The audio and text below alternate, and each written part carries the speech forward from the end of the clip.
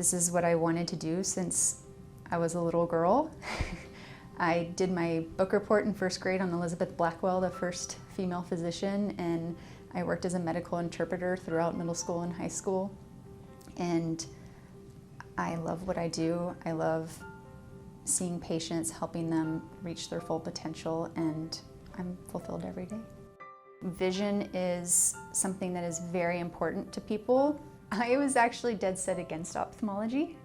I was always wanted to work with kind of vulnerable populations. I went to medical school thinking I was going to do infectious disease and go live in South America and cure HIV.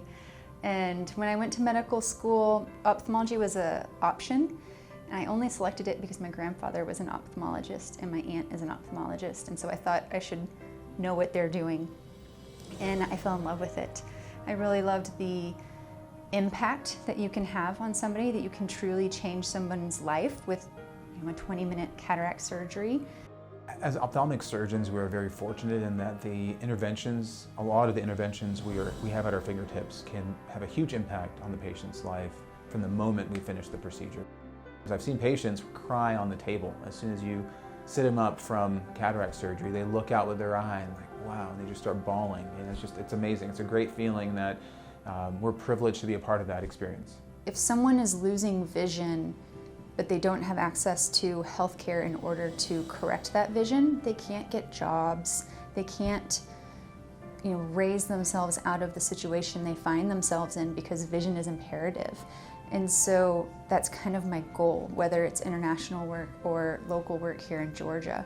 She's very gifted when she works with folks from anywhere, but in particular she has a special interest in those who maybe haven't had the best chance at health care, best opportunities for education.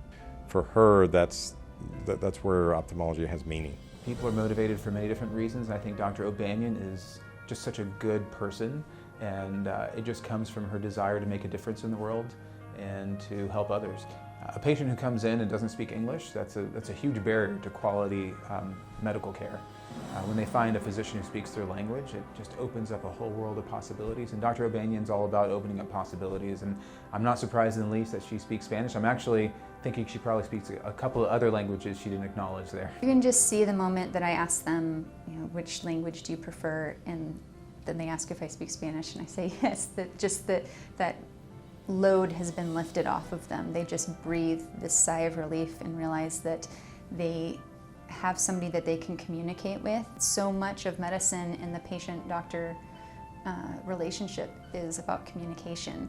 And if you throw a language barrier in there or a third person translating, you just lose a lot of that relationship and a lot of that trust. And so the ability to communicate with my patients has been amazing. That is one of the key characteristics of Dr. O'Banion. She connects with people. She walks in a room and the room lights up and the patient's eyes light up, and she's able to, just by looking at the patient, knows how to connect with them. She's just one of those folks who doesn't get frustrated easily, makes connections with people, and important connections, and it's really just blossomed ever since she came here. In those 3 years, she has accomplished some amazing things, not least of which is setting up an international fellowship, one of the few in the country, setting up a national program for retinoblastoma in Ethiopia, and the list goes on and on. Mainly been Jacqueline's effort. Again, we have other faculty that are very important with what they are doing, but somebody has to be the glue, and Jacqueline's the glue. I expect this to be the first of many honors for Dr. O'Banion. She is going to be a superstar in ophthalmology. She already has made her mark in Atlanta and Georgia and globally. The sky's the limit for her, and I'm just proud to be her colleague and support her on her journey.